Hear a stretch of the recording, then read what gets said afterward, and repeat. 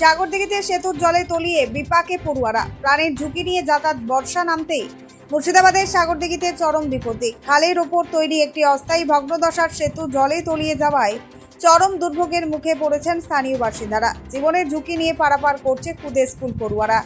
স্থানীয় সূত্রে জানা গিয়েছে, সাগরদিঘি বোকরা 2 নম্বর অঞ্চলের দুহাল দুর্গা মন্দির থেকে ধামুয়া এমএসকে স্কুল পর্যন্ত রাস্তার সংযোগকারী সেতুটি সম্পূর্ণ জলে ডুবে গেছে। পরিস্থিতি এতটাই সঙ্গীন যে স্থানীয় যুবকরা কাঁধে সাইকেল তুলে নিয়ে ছাত্রছাত্রীদের সেতু পার করে দিচ্ছেন। অন্যদিকে অনেক পড়ুয়াকে বাধ্য হয়ে 12 নম্বর জাতীয় সড়ক ধরে দীর্ঘ পথ ঘুরে স্কুলে যেতে হচ্ছে, যা অত্যন্ত ঝুঁকিপূর্ণ বলেই জানিয়েছেন অভিভাবকরা। অভিযোগ, জেলা পরিষদের উদ্যোগে 1,26,00,000 টাকা ব্যয়ে প্রায় 2 কিলোমিটার রাস্তা নির্মাণের কাজ শুরু হলেও সেতুটি আগের মতোই ভগ্নদশায় ফেলে রাখা হয়েছে। স্থানীয় বাসিন্দাদের দাবি, রাস্তা তৈরি হওয়ার আগেই স্থায়ী সেতু নির্মাণ করা জরুরি। ব্যুরো রিপোর্ট, চেতনা টিভি।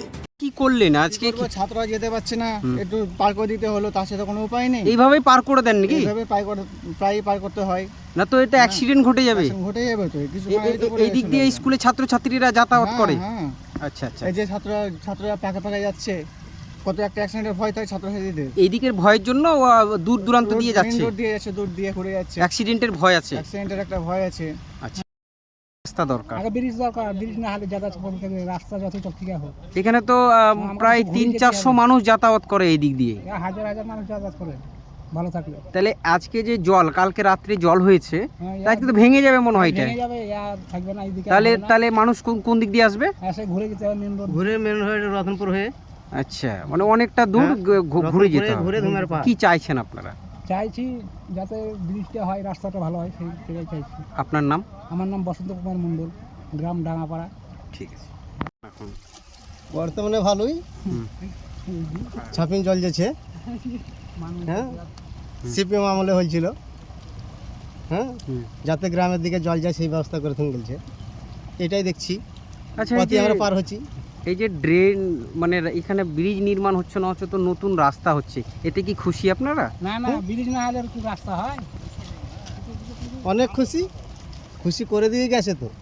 এই যে রাস্তা দিয়ে গেছে, হ্যাঁ, ডাঁশ, মোটা মোটা পাথর, পিচের কোনো ব্যবস্থা নাই। সরকার চেঞ্জ, রাস্তাও চেঞ্জ, এখন রাস্তা এইভাবেই থাকবে। নেতারা বলছে যে এখানে ব্রিজের কোনো স্যাংশন নেই, রাস্তাই হবে। তাহলে যদি ব্রিজ না হয়, তাহলে রাস্তা নিয়ে কি আপনাদের কোনো সুরাহা হবে? তাহলে স্যাংশন নেই, স্যাংশন হয়েছিল, তুলে উঠে গেছে, আর তো স্যাংশন নেই, ওইটাই দেখাচ্ছি। আর আমরা কি বলবো? রাস্তা, তাহলে রাস্তা যদি হয়ে গেল, ধরেন এখানে ব্রিজ হলো না, তাহলে তো আবার ওই ঘুরে আসতে হবে আপনাদের। হ্যাঁ, ঘুরেই তো বর্ষাকালে এখন কি অবস্থা এখানে?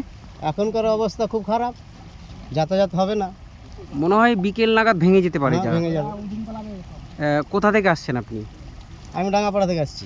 এই দিক দিয়ে যাতায়াত করেন, এটা ভেঙে গেলে আর যাতায়াত করা যাবে না। যাতায়াত হবে না। আচ্ছা, আপনার নাম? আমার নাম কৃষ্ণ মার্জি। ওই যে মানে ভয় লাগলো না আসতে? ভয় লাগছিল। হ্যাঁ, বা তোমার বন্ধু বান্ধবরা তো মনে হয় ওই দিক দিয়ে ঘুরে গেল মনে হয়, এই যেখানে জলের কথা শুনে ঘুরে গেছে, তাই তো? আচ্ছা, কোন স্কুলে পড়ো তুমি? বন্ধু বান্ধব এই দিক দিয়ে যাতায়াত করতো বৃষ্টির আগে? আচ্ছা আচ্ছা, ঠিক। আর তোমার নাম? সাহিল শেখ।